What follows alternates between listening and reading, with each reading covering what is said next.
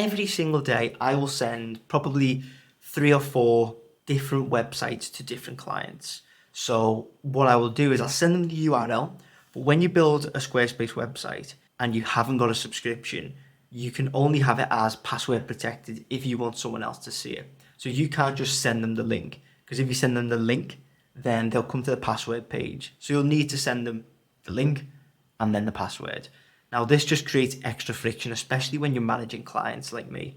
So what I do is I use a small URL trick whereby you can actually put the password in the URL and it completely skips the password page. So it will log the client directly in. Now, this is good for not just Squarespace pros, but anyone who's building a Squarespace website, because you can send your website to anyone you want. Let's say you want a second and third opinion. You can just ping the website over without having to send up a follow-up email or message that says, oh, by the way, the password is gobbledygook, or whatever you set the password as. What you can do is just send them one link. They get straight into the website and see it as a standard user would. And this may sound like, oh, it's not that big of a deal. But once you start using this over and over again, you'll notice a huge difference between how you were doing it and how you're going to do it now. Let's take the URL here, for example. So this website is the site I always show, codeexamples.squarespace.com. And then we have /config/pages. That just means we're in the configurator, which is the dashboard, and then we're in pages within that dashboard. But when we send this to clients, let's say we go into incognito, we paste this and they're greeted with a password page. Ideally, we want people to be able to log straight in if we're sending it off to be checked by colleagues or friends or whoever it may be, or if you're like me, a designer, to be checked by clients. So realistically, we want them to go straight in.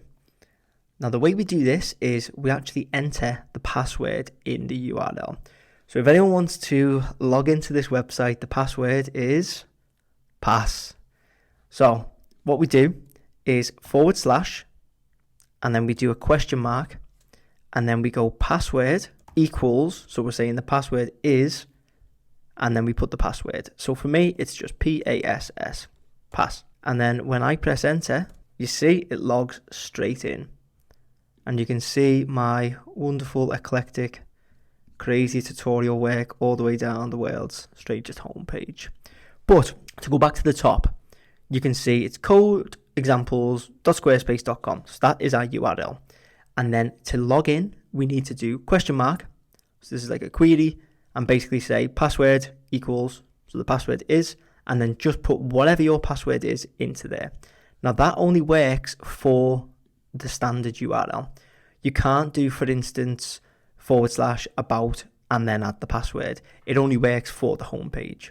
So make sure whenever you're sending that to a client, you just use that, but only for the homepage.